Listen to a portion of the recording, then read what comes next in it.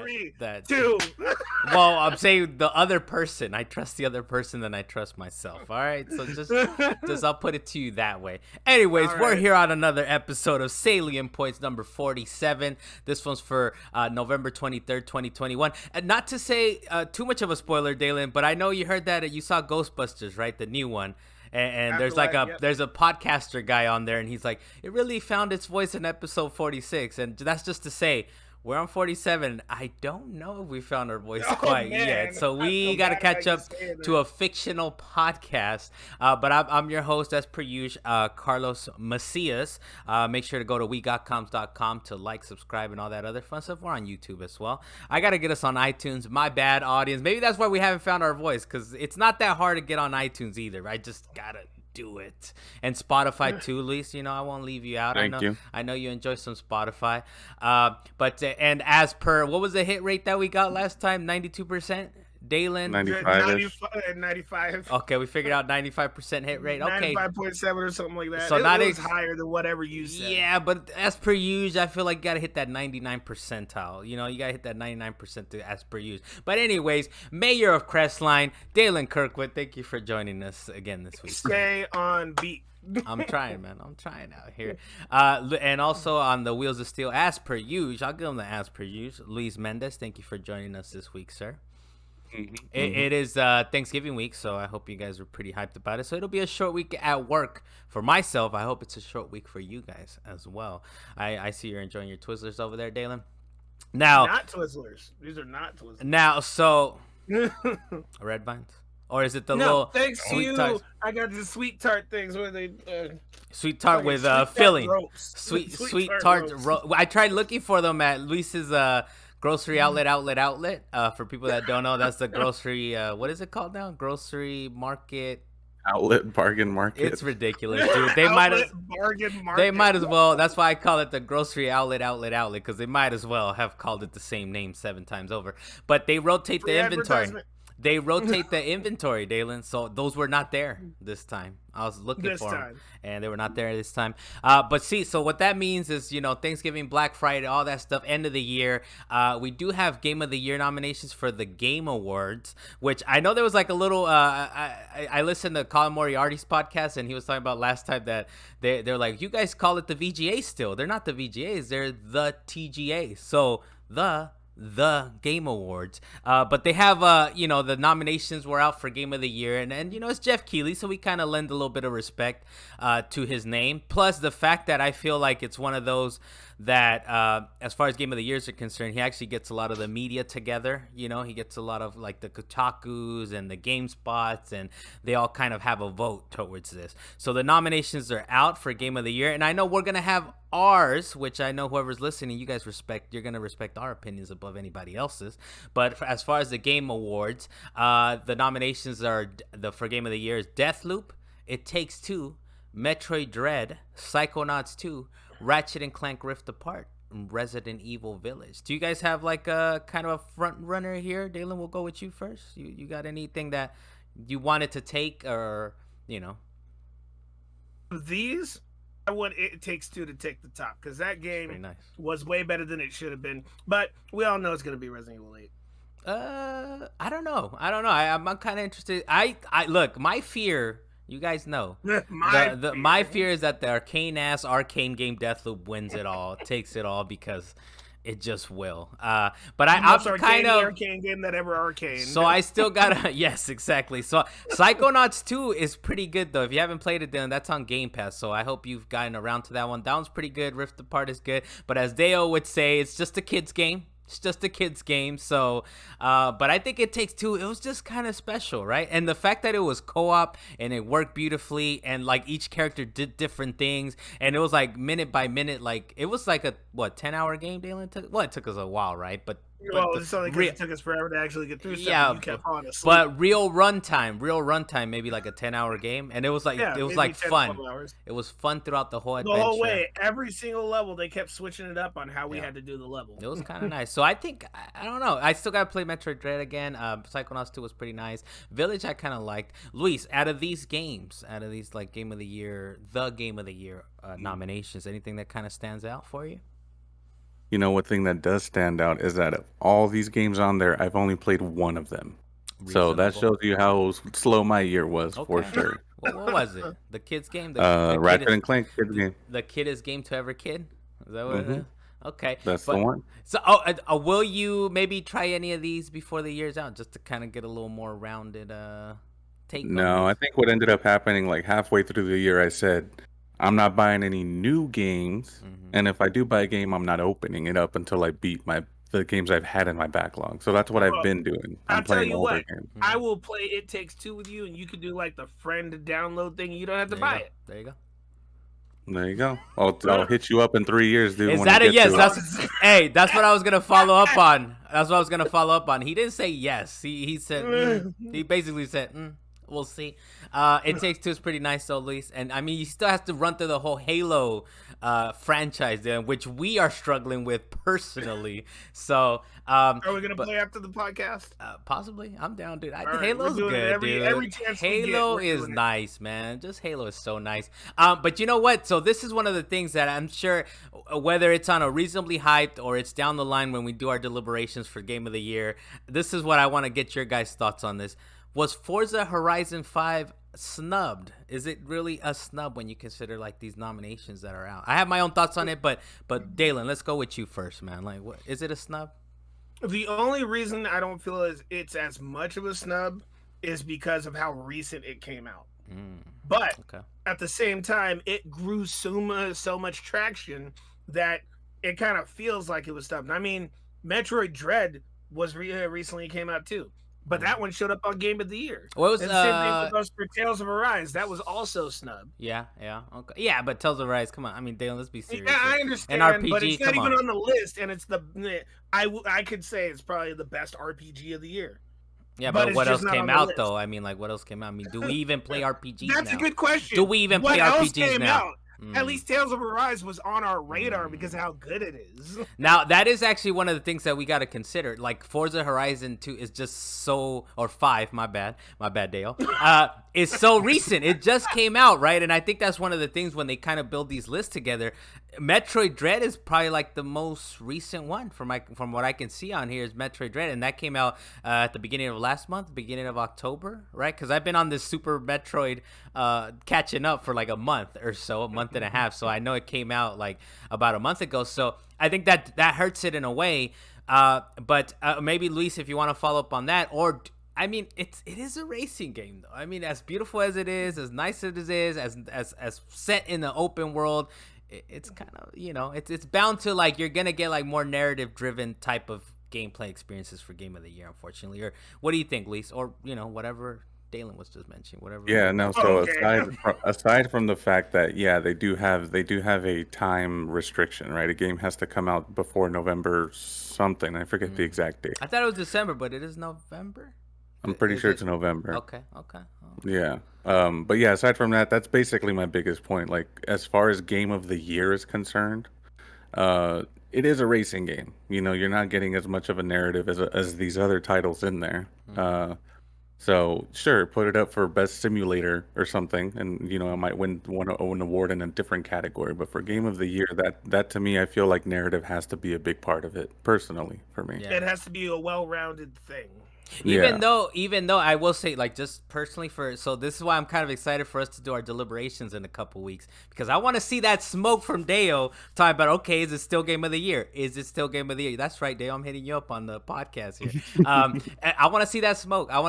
Because last year, unanimous we got comms.com, which I don't think we'll have a unanimous decision this year. I doubt it. But I feel like as good at, there you go, the blurry ass Final Fantasy VII with your filter there. I Final Fantasy VII Remake, you know how I feel about the lore. It's nice and whatever, but it's the gameplay, dude. The gameplay was so nice and smooth in that game. Like, that's really what won it out for me last year, for us. So that kind of took over for story, because if it was story, it would have been Last of Us, easy. I'll give you that, Luis. The story in Last of Us 2 was way better than this, you know, weeb and stuff or whatever it was. It wasn't too much fighting, and it wasn't too little fighting. It was just great. Dalan, before we move on, man, what anything else on the Forza snub or Game of the Year stuff, or before we move on? No, I think I said my piece. Okay, my bad, Dalan. Damn, I didn't mean to put you on the spot like that. But Forza Horizon 5, I know it'll come up. But I think that that's part of it, right? It just came out, and it is a racing game. My bad, but it is a racing game, as good as it might be. We do have a little bit more Halo news. Halo Infinite goes gold, so that means they're pretty much ready to go. Apparently, it's still missing features though, so I don't know how you go gold when you're missing split screen campaign or co-op online campaign. You're missing that, and you're missing the Forge, and they're still updating it. So it is gold. With gold, that means that some of these cutscenes have leaked already. So you guys be careful. I'm trying to anything Halo or anything like that. I'm just like trying to avoid it.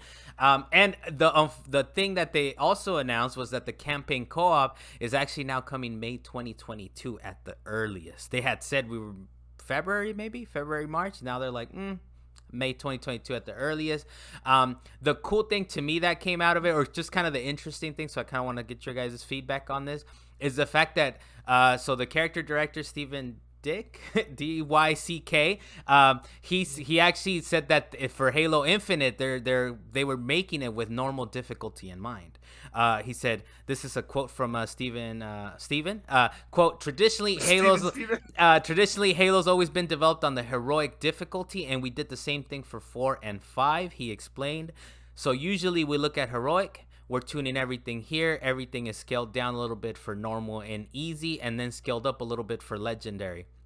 This time, we spent much more time on the normal difficulty, expecting new players to come in. And I kind of already knew this, but it's kind of interesting that they were like, you know what, hold on, let's make it nice and balanced for normal. Because ever since Halo 1 came out, the kind of like the general wisdom was that you're playing it on like heroic. That's the experience. That's the Halo campaign experience. Normal is just for, people that are coming in, they don't really know shooters that well. So it's kind of cool to see that they're like, you know what, let's do normal now. Because and I know I'll go with you, Luis, first, but like the music games sort of work like this as well, right? Like the I don't know if you know, but like the Guitar Hero games, they would talk about how they actually first did it like on a harder difficulty, and then brought it down, like scaled it down to normal. But what are your thoughts about like the difficulty, the scaling, that kind of thing, Luis, as it relates to Halo, I guess, in this case? Well, typically for me, and whenever I play a game, I always play on the hardest difficulty anyway. To start, right off the bat, and that's that's the main reason I do that. It's to limit as many replays as possible. For getting those trophies. Oh, okay. So if there's a trophy you get for beating it on legendary or whatever, then you'll immediately get the lower difficulties, and you don't have to replay the game. That's the main reason I do that. But it makes sense, their thought process, especially, this game's going to be on Game Pass. They're expecting new players. I mean, I guess whoever happened to get an Xbox, maybe those people will come in. Christmas Day. We're going to get them like December 8th and then Christmas Day, Halo influx, right? But my bad, Luis. I cut you off there. No, yeah, that's it. So that thought process makes sense. And I'm sure I don't think that the harder difficulty will suffer too much, because I mean they know how important it is to them as a developer, so I think it'll be fine. As far as do you agree with that? I mean, I've heard it from them, but maybe I heard wrong. It's possible. You've heard that from the music games, right? You get into Guitar Hero, or at least like the real guitar version, Rocksmith too, yeah. They did that, right? They did do that. They said that they start like the best version would be hard or expert, and then they would scale it down. You feel like there's a difference between, like, say something like a shooter difficulty and like those kind of like you're trying to hit notes I mean, those are definitely a non-musical game is definitely harder to tune than a musical game, just because it's really all you're doing is removing notes, basically trying to keep the bass notes and removing the more filler stuff, I guess. Yeah. With the shooter or any other game, it's a lot of more things to think about, right? You think about player health, enemy health, fire rate, accuracy, how intelligent the AI is. Like, it's a whole other beast. And Halo's I don't think you could compare the two necessarily. Yeah. But yeah. And Halo, like, it's been known for AI. I know, as me and Dalan have been playing it, we played it like, this AI is kind of smart, dude. Like, they'll actually hang back. They'll try to flank you. There's all kinds of cool shit. And they were doing this in 2001. So since then, I know games have gotten better at AI, and it's kind of like they probably ripped on Halo too. It's like, how does Halo do it? Let's do it like Halo does it. But I think going back to 2001, that was why it was in the name, Halo Combat Evolved, right? Like that was their whole thing, was like the AI is pretty good. Ratchet up the difficulty, and you'll see how these motherfuckers hide from you. But Dalan, what are your thoughts, man? Are you on the difficulty side of things, or? Well, when it comes to it, it just really, for me, it comes down to how well they incorporated their. I'm going to go with heroic mode versus normal mode, because in some cases, the most recent example I could actually think of is A Tale of Innocence. Yeah, Carlos, I know we keep talking about that game, and you definitely need to play it. But you basically have two modes. You either have hard mode where you don't have the HUD, which completely changes the way the game is played, versus normal mode, which you have the HUD and makes everything a lot easier. Even for Final Fantasy VII, hard mode seemed like the way that it was meant to be played. But you got to play it through normal mode first. And when you hit hard mode, it completely changed the way you play.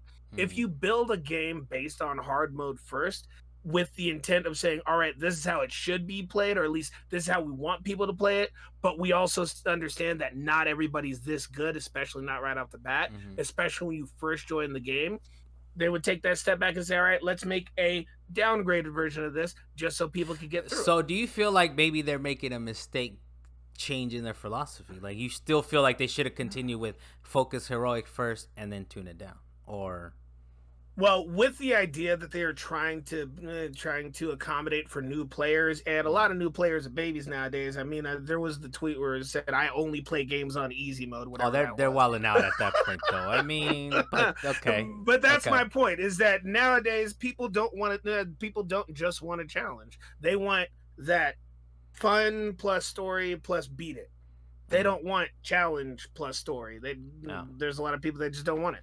Yeah. So, I mean, I would assume they maybe have some feedback, or they've seen it, right? They've seen it in the last, 5-10 years of gamers are like, I really want to get through the story. Maybe that's one of the things, right, is to encourage that they have fun in normal mode to get through the story, right? To get through. Well, they are going to be slapped to the ground when they hit multiplayer, and those players who know how to play Halo. Yeah, but at that point, multiplayer is a different beast, dude. That's why I think games are like, sometimes people complain they're expensive, blah, blah. It's like, look, the amount of time you get from these games, especially like a Call of Duty where you get campaign, zombies, horde mode, multiplayer, it's like $60. I mean, come on, you're going to be playing this thing for months, and it's like, and they haven't gone up. They haven't gone up for the longest time, right? So you basically got 3 games in one, and you're complaining about it. Yeah. So that's Halo. I'm kind of hyped for it, man. It's coming out in a couple weeks. We won't be able to play co-op, Dalan. So I'm sorry. One more thing, Dalan, before we move on.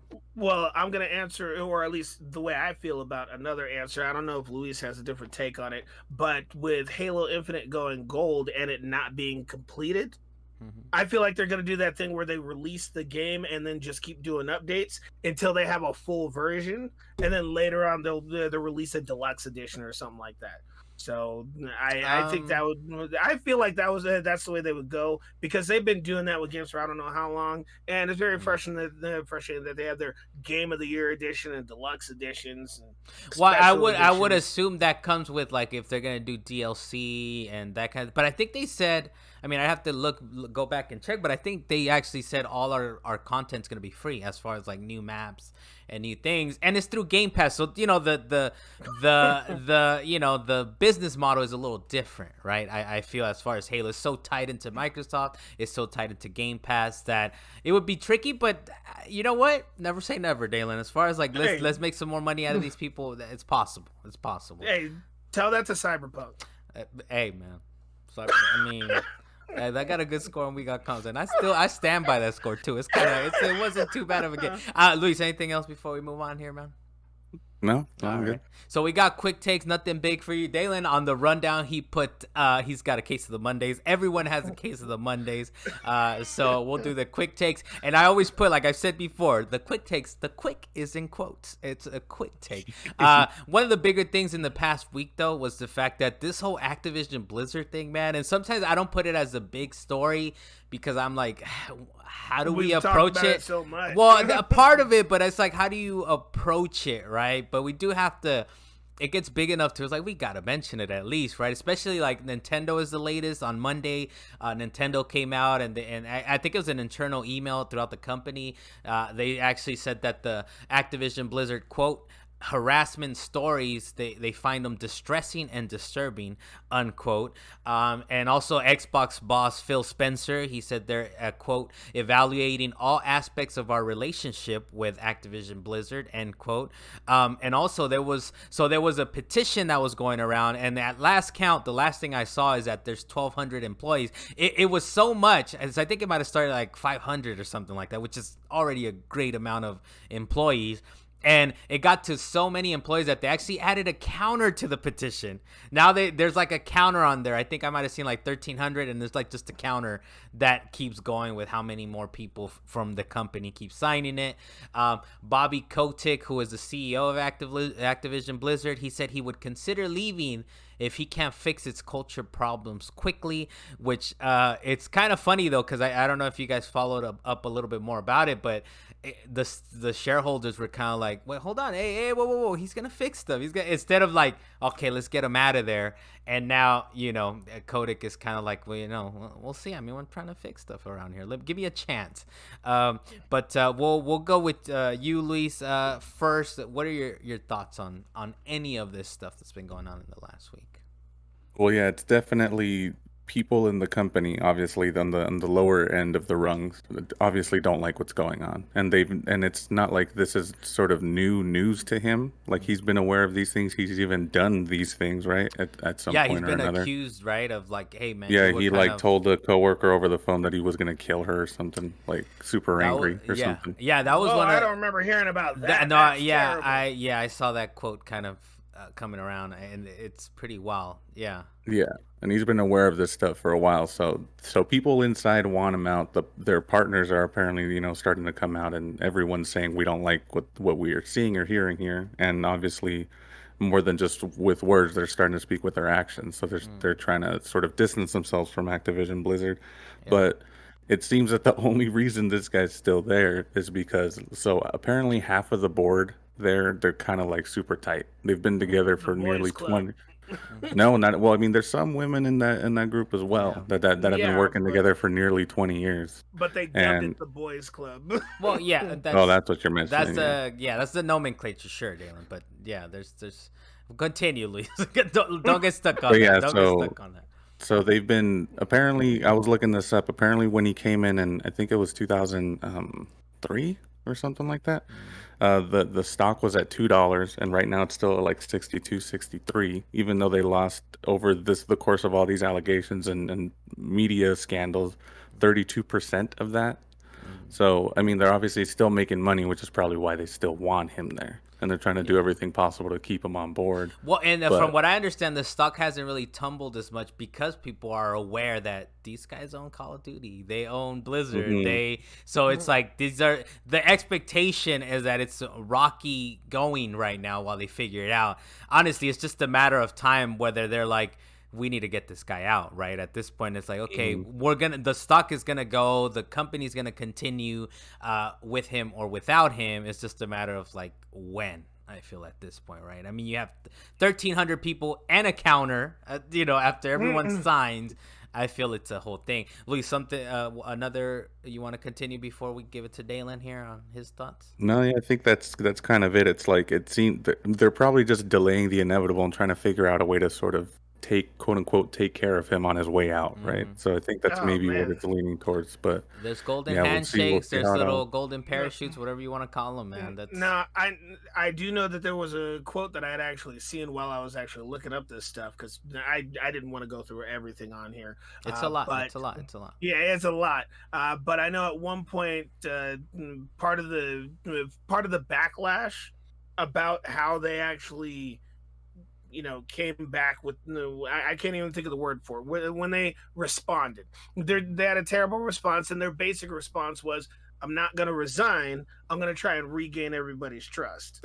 Yeah, that is one of the things that came out, right? Like, honestly, that's what they're trying to figure out. That's a perfect point, Dylan. They're really trying to figure out is like, look, this guy got us, like Luis was saying, from $2 to $60, which is significant, right? As far as how much stock there is and everything. So they're trying to figure like, look, this guy kind of leads us in the correct path, but he's also proven to do some shitty things. Yeah, and honestly, things that makes it bad because companies have their ups and downs. Yeah. But then when you got the person in there that's doing all the dumb stuff, making it worse, throwing mud on the name, then why? But see, let's not act like the stockholders are like somehow honorable. They're really like weighing these things out, right? Like, what's harsher, how big is that backlash? Is it bigger if we keep him on, or is it bigger if he goes away? Like, how much will the stock tumble depending on our decision, right? Like, that's really what it is. Let's not act like these guys are honorable or whatever. It's really like, if you're a stockholder, maybe you're not necessarily following all this stuff, and honestly, you are invested in it, right? So you want it to work out, whether you keep them on or not. It's like you're just trying to minimize damage at this point. What is an acceptable loss? That's what you're looking for. Dalan, anything else before we move on? No, I think I've said my piece. So that's that's some unfortunate stuff, and I'm sure we haven't seen the end of it. I'm sure I don't know, maybe they drop a Friday news and like Kotick is out or something, and we're all over here celebrating Thanksgiving, and then Monday there's a new CEO. So I don't know, we'll see. But this thing is definitely, it's the definition of escalated quickly. This whole thing. So the next thing we have on here, Kojima Productions is launching a new film, TV, and music division, which it's kind of like Kojima has always kind of had these aspirations, right? Like, he's making films, he's making cool sci-fi stuff, heavy narrative focus in his video games. We're talking at least 30-minute cutscenes, right? Or has he hit the hour mark, Dalan? Has he done the Xeno Saga? The hour mark. Metal Gear Solid 4, he hit the hour mark. Okay, because we know Xeno Saga is probably like the worst defender of this. I don't know if you guys ever played this game, but it was like on PS2. Those cutscenes would go on for a good while, and they would actually allow you to save. If I remember correctly, they would allow you to save like in the middle of like after 30 minutes, and we will continue after you save. So and I guess he's gonna have is going to be LA based. I don't know if he's going to have an LA satellite and then going to have, or headquartered and have everywhere else. I would assume he would be in Japan as well, right? But Dalan, what are your thoughts on this, man, on Kojima opening up these other kind of avenues?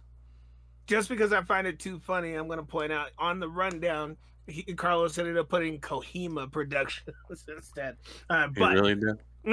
I mean, this thing is like coming in hot, dude. Just like Halo on December 8th, it's coming in hot with no co-op campaign. All right, so anyways, Dan, it's coming in hot with no proofreading, nothing. We're just putting it all out there. But I was actually excited to know that they were doing this, because we've been saying it for years. Make a Metal Gear Solid movie. What is wrong?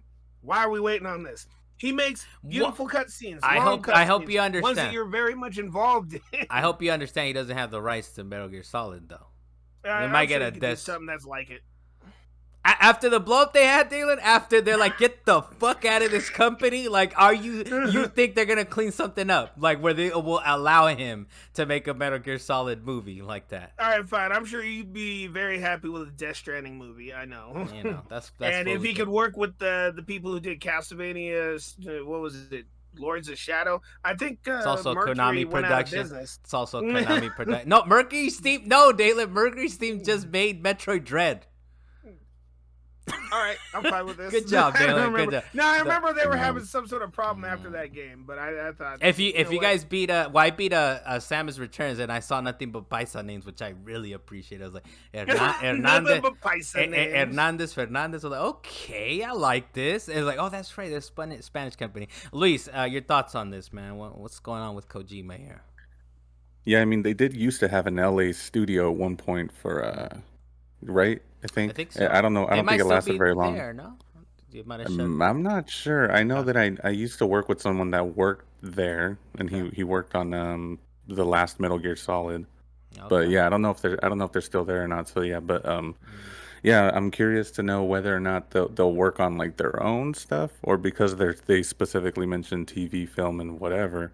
Yeah. If they're just going to be like an outsourcing company out here, like every other visual effects studio that's out here. Yeah, like that's Digital possible. Domain and Mythic Studios, and maybe they'll partner with Konami. That would be awesome. What is he saying that's different, Dalan? What is he saying that's different from what you just said, Dalan? eat your vines, eat your sweet tart vines. But yeah, I mean, it'd be interesting to see, right? Like, obviously, this guy's a visionary, right? So I would think people would like to have him in their back pocket and be like, "Please, Kojima, work with us." Please. The next thing on here, Grand Theft Auto, the Trilogy. We got a couple things to say on this. So apparently Grand Theft Auto, the Trilogy Definitive Edition was found to have a unfinished VR mode inside the game. And besides that, this was found by the fans. But also Rockstar did come out at some point and apologize for the busted Grand Theft Auto Trilogy. And they actually offered free games. And these free games are the delisted games that they took out originally, the Grand Theft Auto 3, Vice City, and San Andreas. Remember, they delisted it, and then they brought it back. So they say, you guys can have these games, the originals. If you buy the game, if you bought it, I'm sure you qualify for this, Luis. Up until June 30th, 2022, if you buy Grand Theft Auto, the Trilogy, you get those games as well. And besides that, there's a little bit of speculation in Grand Theft Auto, the Trilogy, that there's like an image of a house. And people are like, I like how the fans kind of rallied around this. They're like, wait a minute, this house is nowhere else to be found but this picture right here. So they're thinking that maybe it's kind of a hint to Grand Theft Auto 6.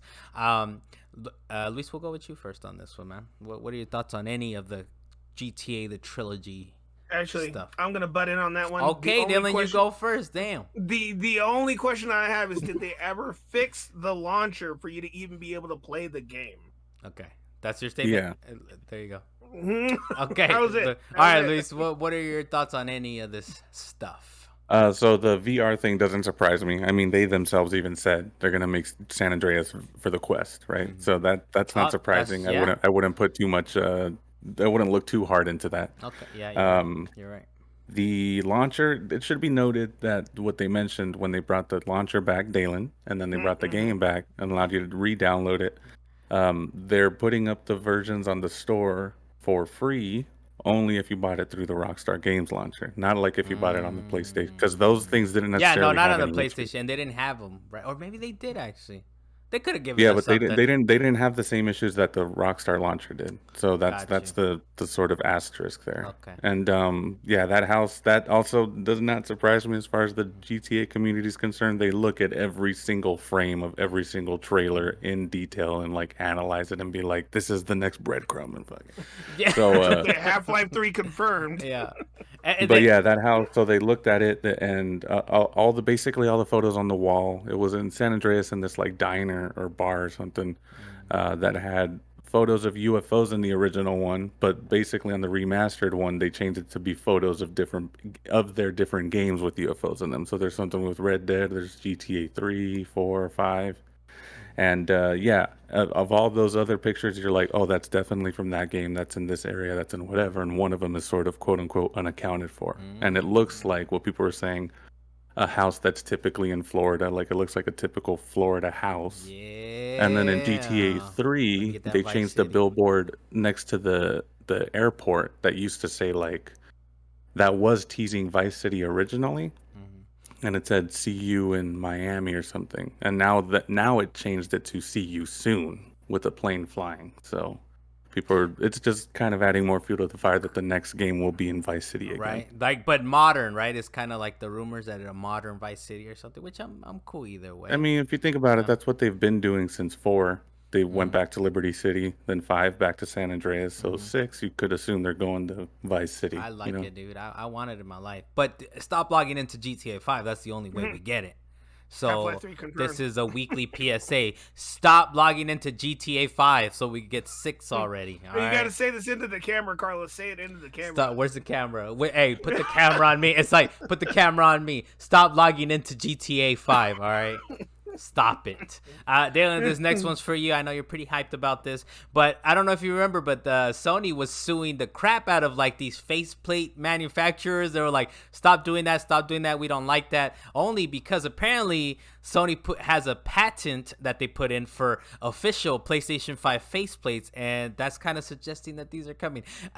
Is that what they're doing, Dylan? They sued people out of oblivion because it's like, hold on, we're giving you faceplates. Don't worry about it. I think that right off the bat, they should have known that they should have been selling these type of faceplates, but I bet they wanted to continue to do these faceplates for like special edition PlayStations. Mm-hmm. But somebody jumped the gun on them and said, nah, we're going to start selling faceplates now.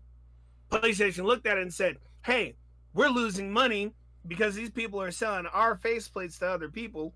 They need to stop that. How come we didn't start this? Mm-hmm. And they were like, I don't know. We're late. I'm sorry. So Dalan, what you're saying is this is a perfect 1-to-1 comparison to how Disney was off guard when, or they were caught off guard when Yoda or Baby Yoda became a whole big old thing, and they weren't ready for Christmas to deliver on Baby Yoda. It's a perfect 1-to-1, Dalan. So thank you for agreeing. Perfect 1-to-1. Thank you. I agree. Luis, your thoughts on this whole faceplate nonsense? Yeah, that's just so scummy that, I mean, that's definitely what happened. Because we're agreeing with Dalan for once. Well, if the way I see it, he's agreeing with me because I said this months ago. Okay. I said this months ago when D-Brand pulled their plates. But okay, I agree with you. Actually, yeah, I think we probably agreed then too. It must have been, yeah, but he said it is what I'm saying though. Like I'm saying, we all said it. Carlos, you're the one that's lagging it. I'm not trying to take credit. I'm not trying to take credit at all. Carlos, you are being Disney. I am not trying to take credit at all is the problem here. And I'm thinking about it. Oh, yeah, Luis did say this back. Dalan's just recycling it and repurposing it for this episode. But my bad, Luis, continue now that you have proper credit. Yeah, so I think what maybe their original intent was what every single game console manufacturer out there does is they do different console colors and themes and controllers or whatever. And I guess they didn't expect someone to go out there and just be like, well, you could change the look of your whole PlayStation if you just take the plate off and put on these. Just rip this shit off and we'll get you another one. Don't even worry. So I think that's more just what happened. You can take it off. It is a feature that they created. Why didn't somebody just say, all right, let's patent this now? I don't know if they necessarily created it with that in mind though. It was probably just like for easier repair or something. Yeah, right? For replacement. But they should have. But they didn't expect someone to come in there and do that. Is what I'm saying. So they threatened to sue the guys. They pull the plates, redesign them, which they actually look kind of nice. I don't know if you guys saw the new D-brand plates. So yeah, I might get, just to spite Sony, I might get a D-brand plate. I might not even put on my PlayStation, but just have it. Just to have it hanging around. Next to the PlayStation. Just to have it hanging around. It's like, this is what I could have on my PlayStation. But, I wanted to. Here we are. Next on here, we do have Marty O'Donnell is back in the news, and I thought you'd be a little more hyped about it, but you didn't seem that interested in it, especially because I just mentioned it when we were playing. Every time we play Halo, understand, Luis, so you can switch the graphics to the new graphics and the old graphics, but when you switch to the new graphics, the music gets louder and more bombastic and more orchestral, more amazing. And I'm like, we're just rocking along. This guy's doing a solo on the guitar while we're shooting aliens. And they tell Dalan, they really sued the shit out of this guy, huh? They said we're gonna sue the crap out of Marty O'Donnell after fucking rocking these solos right now.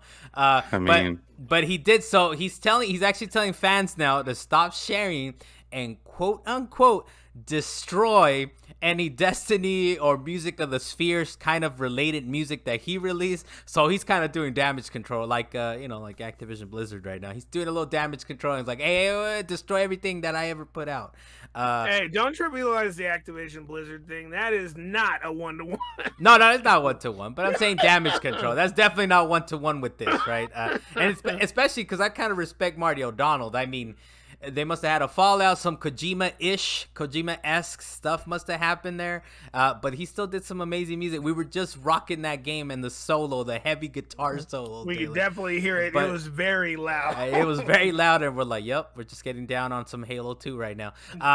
What are your thoughts on this, Luis, as far as like he's telling people? Well, it was more than a falling out. He straight up breached his contract. So yeah. No. I'm talking about like initially. Talking about before that. Yeah, I'm talking about like initially, right? Like something must have happened, right? Bungie and him initially, like, you know, before he left or before he was fired or whatever. This is the breach of contract. This is like we had an agreement. The breach of contract is what he's trying to damage control. Are you guys not aware of this? He basically records music for them.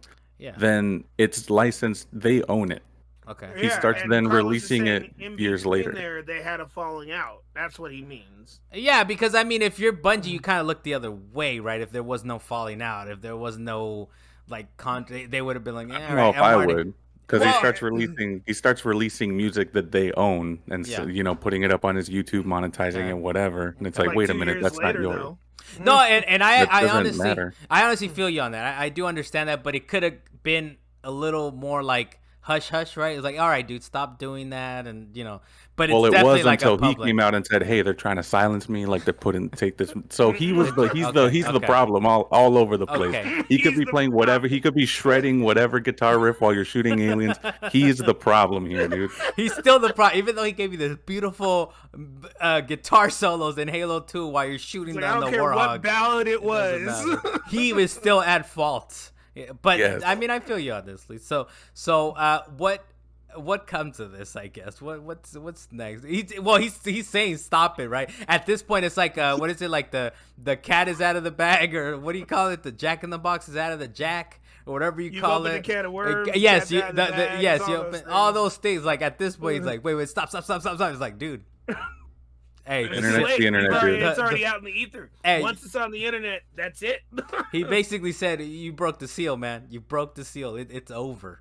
It's over." So, final thoughts, at least before we move on from this. The thing I'm trying to see is whether or not he's trying to do it damage control because they're still coming at him, or because he's saying like, "Don't play my music," you know, out of respect to me, destroy it and don't ever like sell it or whatever. Yeah. So that's the thing I was looking at. Looking at this series of tweets, I couldn't verify what his actual intentions were. You know what? You know what? We have contacts. Dalan, I know you have contacts. Let's get Marty on, dude. Let's get Marty on the podcast. Let's get him on and ask him these fucking talk. But and the first question, Marty, what the fuck were you thinking? Why are you the problem, Marty? Why are you the problem right now? You were riffing so hard, those guitar riffs in Halo 2, and now this. And now what kind of fallout did you have with Bungie that put you on the course to nowhere? And then as a follow-up guest, we'll have Kojima on too. It's like, Kojima, what happened? What happened to Konami, man? Explain. All right, so that Metal Gear movie. So Marty O'Donnell, you man. You gonna learn how to speak Japanese, Carlos? Yeah, man. Of course. I'll get down with a couple words. You're going to Japan. So Marty O'Donnell, he keeps coming up. He just destroys music, man. If you have some of this stuff, destroy it. It's basically the moral of the story here. The other thing on here that's kind of cool. No. Yes. The other thing that's kind of cool on here is that SIFU, so we see games getting delayed, but SIFU is actually going the other way. They delayed it. Let's get this out of the way first. They delayed first. Now they're making up for it, and they said they're actually moving up their release date to February 8th, 2022. You guys didn't care too much about it, but since this is sort of on the delay route here, Saints Row, the reboot, also went the other way. They're getting delayed 6 months. That's coming out August 2022. But as far as SIFU is concerned, Dalan, how you feeling about them pushing up the release to it? Well, as far as Saints Row, my roommate, she gets upset when we don't talk positive about Saints Row, but I don't care how far back they push that. SIFU, I feel like they cracked the code and we're gonna get it sooner rather than later. So yes. Hey, real quick, so we, on the rundown, I kind of put up all the news, and at some point, one of the headlines was Absolver's SIFU. I was like, damn, Absolver did do that game. Am I really excited about SIFU after all? I don't know. So you were just mad about Absolver's game, whatever that game was that we played. I think, was it called Absolver or something? I think it was called Absolver. They self-titled the game. The game. Oh, wow. And it was okay, though. We did try it, but it was like, I saw it in a headline, was like, Absolver's SIFU, and I was like, am I excited about SIFU though? I don't know. I'm not sure. Luis, what are your thoughts on this, man? You're hyped about SIFU, right? Or no? Yeah, but I mean, I wonder how much of it is for both Saints Row and I guess Absolver. If more of it has to do with whether or not they actually need to delay the game in Saints Row's case, or if SIFU's case, if they actually have made up time. Like, I wonder if it's more of just like, oh damn, like we're trying to avoid all the games that are coming out at the same time. So let's push it on either direction, right? Yeah. So I wonder if it has more to do with that, where they kind of looked at the timeline and said, rather than push it, would we be able to pull it forward and still release it, and so we get away from all these games? Yeah, So, I think that's and I think they definitely would benefit from coming out earlier, right? Because February's heavy. We got Dying Light. We got is it Eternal Ring or the right Eternal Ring with the full horizontally jumping horse that jumps through 7 stories high just for no reason. I think in that case, SIFU would be hurt if they came out later, right? Because we're gonna be deep into these games, right? So the fact that it's a smallish game, get people excited early February. I think you're on something there, Luis. I think that definitely benefit. Go ahead, Dalan. I looked it up. There was a company named Slow Clap that made the game Absolver. Oh, okay. So so the headline was the guys that made Absolver, but either way, I'm like, they made Absolver, and I don't know, man. Do I want SIFU out there? I don't know, man. We're gonna yes, find out. I do. That game looks beautiful. If they could pull it off the way that they present it on all their trailers, I'm 100% down to play that game. It looks cool. It looks cool, but it also is roguelike-y, and you also age and stuff, so you probably have full progression the whole time, and maybe you could actually beat this game. There's progression. There's progression in roguelikes as well, man. That's why I'm like, yeah.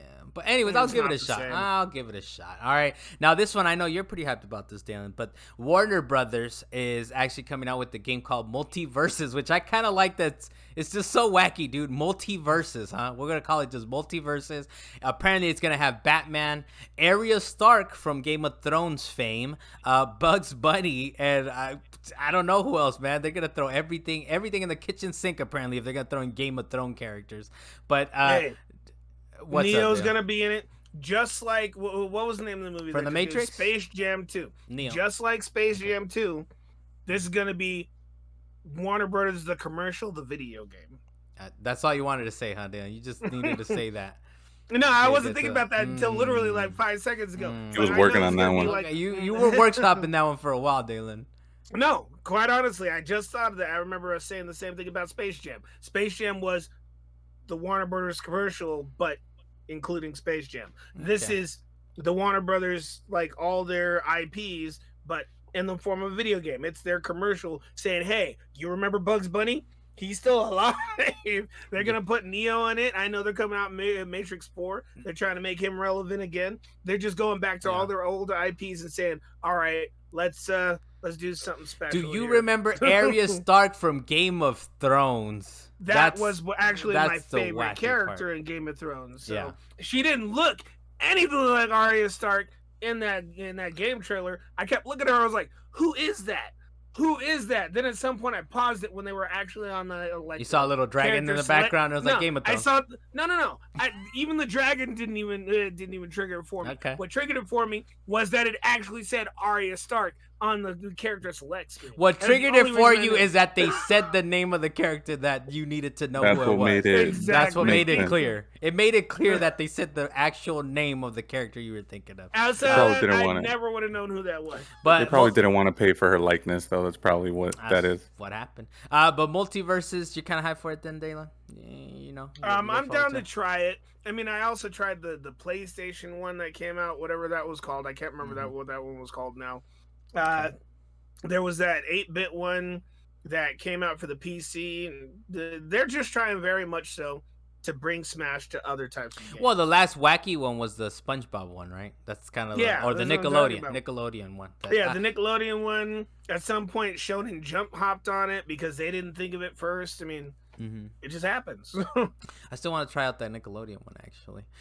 So next on here, why not? We'll try it out at some point if you're not too scared. There was one that was Naruto, Dragon Ball, One Piece. Anything else, Dalan? Any other Smash Brothers Smash Brothers likes? There are too many. I think you ran out, though. I challenge you to think of any more. I don't like you. You said there's too many. You got to be able to mention them. There are too many. Anyways, so next up, so Call of Duty Vanguard, we talked about them last week, that they really haven't been selling out too well. And they did 2 weeks after release. I don't know if they've done this before. I know they've done betas, that kind of thing. You get to try it out, which is what convinced us to play Modern Warfare a couple years ago, right? Was the beta. But yeah, Call of Duty Vanguard, they decided that 2 weeks after release, they're giving out a free like trial of their multiplayer. What's going on here, Luis? What were your thoughts on the fact that, like, here, please come get this game, come play it? Straight up, that's what it seems like. They're just saying, please check it out, please download the game. Exactly. But yeah, they've done like the free weekends every once in a while, like even through the lifetime of Modern Warfare, they did weekends multiple times. Yeah.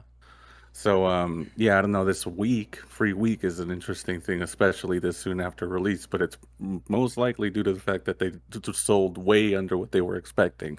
Yeah. So we'll see if it helps them at all in the coming weeks. Yeah, they're trying to boost it a little bit, especially when you consider that the Halo Infinite is kind of like they just dropped that too, right? They dropped the multiplayer. It's still a beta, right? But it's basically Halo multiplayer is out for all intents and purposes. And then Battlefield 2042, that's kind of broken and whatever it is, but it's out there too, right? So it's kind of like College is like, wait, please don't forget about us. We're here. And apparently for Black Friday, it's gonna be $40. So.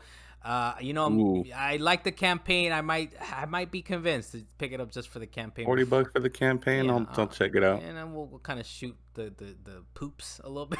I think it's what the kids say, I believe. So that's out there. So you guys make sure to look out for that. Dalan, this one's for you, man. Dragon Ball The Breakers was announced, and from what we can understand is, I'm a big fan of Dragon Ball, Dalan, Dragon Ball Z. Okay, so I know when they say the Cell Saga crossed with Dead by Daylight, I know exactly what that means. It's gonna be horror-y or something, right, Dalan? I guess. Are you hyped about this? Cell Saga crossed with Dead by Daylight? More concerned about you saying that you're a fan of Dragon Ball, and I am not. No, I'm not. I barely know any of the characters. But what you hyped about this, or how you feeling about this, Dalan? A little Dead by Daylight, but Dragon Ball.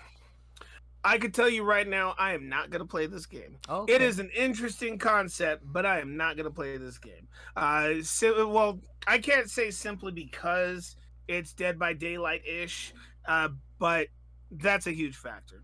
Just the type of game it is. I wasn't able to get into the Friday the 13th game. I couldn't get into the Dead by Daylight game, even though people tried very hard to get me into that game. And now they're doing this. And the only thing they showed was the Cell Saga.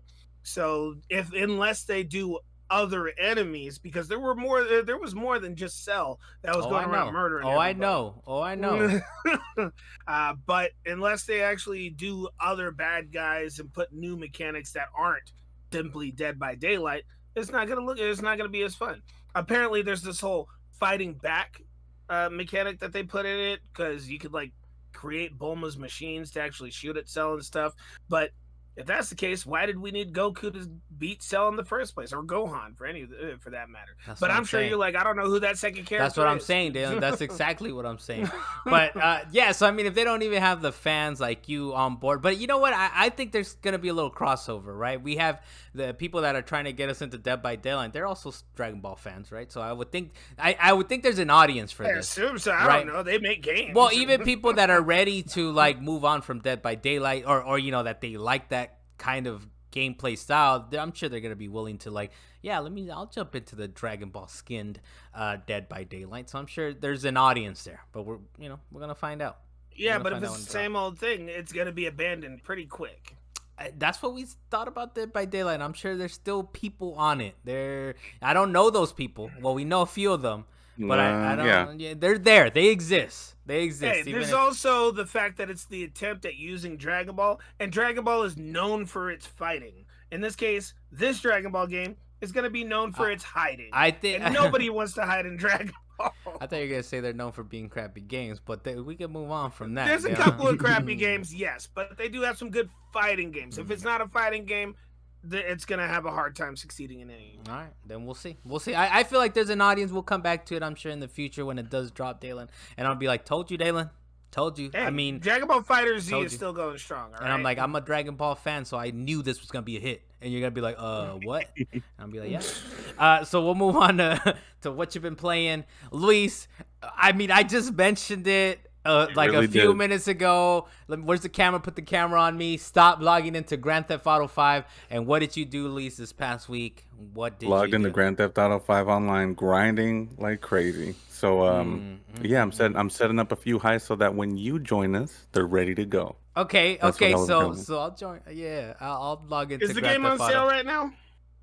I don't think so. Maybe. I believe that Luis has said he will buy you a copy of the game. I'm not trying to put you out there, but I think he did say that. So price is of no object right now.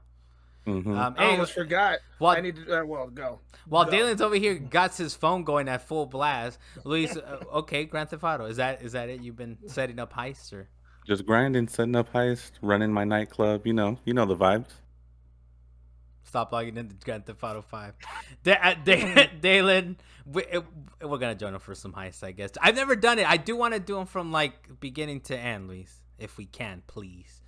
You better. If we do them within this month, you get paid double. So I feel you on that. I gotta log into my name and see if I can get my money back. Dalan, I don't know what that means. That feels like you need to handle some shit right now. I haven't played it so long. I don't know if I can get my character. I thought you talked about it real IRL. I thought you talking about it real IRL. I've seen your character. So I Dalan, looked at my friend. No, I've looked at the list of friends who played in your character. When I look at your name, Dalan, he's asleep. He's in there. He's like still there. He still got his apartment. I'm sure I got like no money because I gotta pay rent every week or so. No, it's only when you're on. It's only when you're logged on. Dan, what you been playing, man, this past week? What you been up to? I've been playing Tales of Arise because I want to beat that game. I got stuck on Metroid Dread. I was like, man, I'm not going to go back to Tales of Arise if I keep...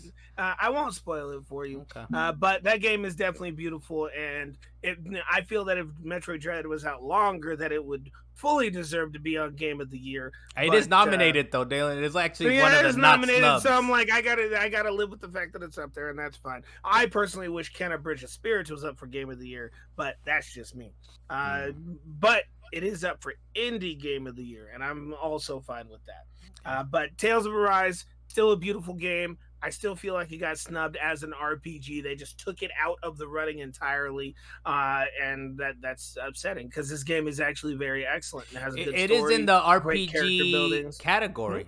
I'm assuming it's in the nominated for RPG, or not even in the RPG category? Not even in the RPG category. They took it out entirely. That's what I'm talking about. Got snubbed. I mean, even for the racing category, would they even... What did they have that I'm sure it could have taken the spot of Persona 5 Soccer Stars. I would assume.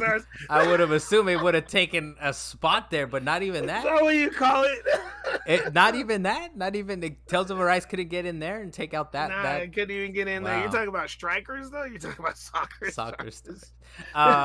Is that what you've been playing, Dalan? Well, actually, I just downloaded it earlier today, and I didn't get enough of a chance to get far enough into it. But I downloaded the Final Fantasy First Soldier game, which is why I pulled up my phone. Okay. I still have it loaded up. Keep pounding the mic, Dalan. Luis is gonna enjoy it in post. He's gonna enjoy. Oh, dude, damn. Come on, Dalan. Like, be reasonable, man. What's going on? Be reasonably hyped, please. Did you get to try? I am hyped. Did you get to? No, but you're not reasonably hyped. You're like way overboard. Did you try the game? It's like a battle royale, right? Did you get a chance to maybe try? I didn't get a chance to get into a real battle yet, but after I do that, I'm gonna have information for you guys next week because I am gonna try it. Okay, you gonna be on iPhone or Android? Or is it? I'm gonna do it on my Android because it actually runs smoother than this iPhone that was given to me. It's a hand-me-down. What do you expect, man? It is a hand-me-down. It's not gonna run things smooth. So as far as I've been playing, I did solve the game tape called Metroid Fusion. And I was coming off of Samus Returns, man, which is, I'm assuming, is what Metroid Dread sort of plays like, because Fusion is from like 2002, 2004 or something like that. So it's kind of old, but dude, I enjoyed Metroid Fusion. It's nice. It played nice. It was very like balanced. It was a little too handholdy, and I like the signposting and all that, but I like it, man. The battles were kind of nice. I think the bosses could have been a little bigger and more explosive and all that. So I'm kind of excited to report back how I feel about Metroid Dread, which I just opened up.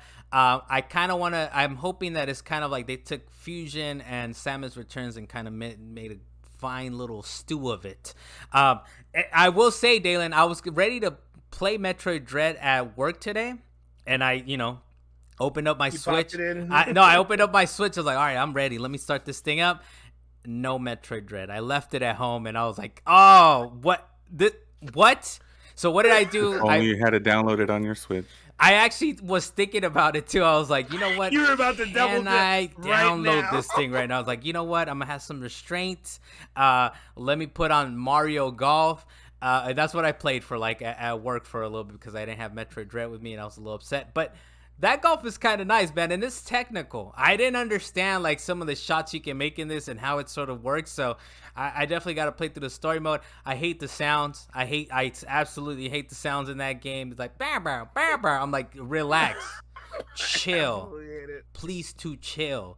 Did you try adventure mode? Is that that's what I'm doing? Yeah, that's what I'm doing. I'm doing adventure mode. Just go do 18 holes on solo, play by yourself, and unlock the rest of the levels, and you'll be fine. I want to do story mode, dude. It's just too wacky. It's so dumb. It's so dumb. But I found Metroid Dread. I will have it on the Switch. I actually went as soon as I got home. Like, let me make sure this cartridge is in here. And I took out the Mario Toad or Mario Golf. I kicked it off and threw it across the room. And I was like, I don't want that. I want Metroid Dread in my life. So I will be playing that. I did start Kena Bridge of Spirits, the physical version, Dalan. And I'm liking it. I'm liking it so far. I think I still have to warm up to it a little bit. But I like the graphics are super nice.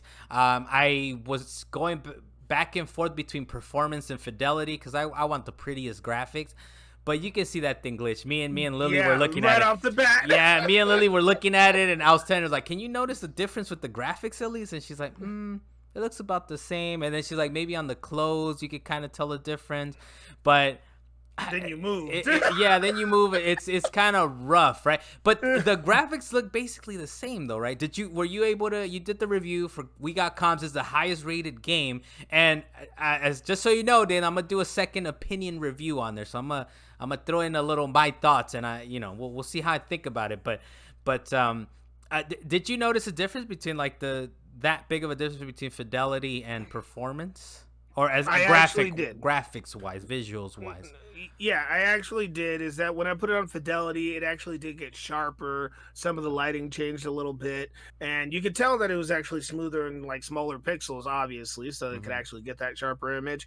But as soon as I started moving, because I was planning on playing it in fidelity mode, I immediately saw the frame skips. I was like, no.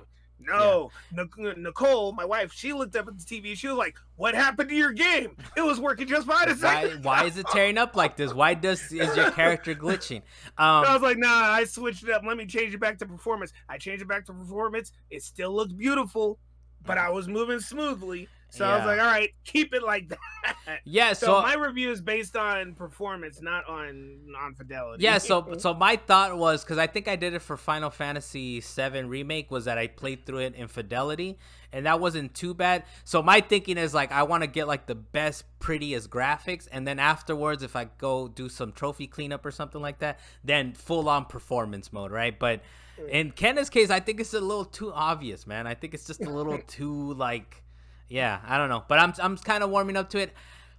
I don't know if I have as high like amazed by it as maybe I gotta play it some more. Right? I only played through the first section. I'm still warming up to it. Maybe next week I'm like, this game is amazing, or you'll find out what I really think about it. I guess. I just really enjoyed it.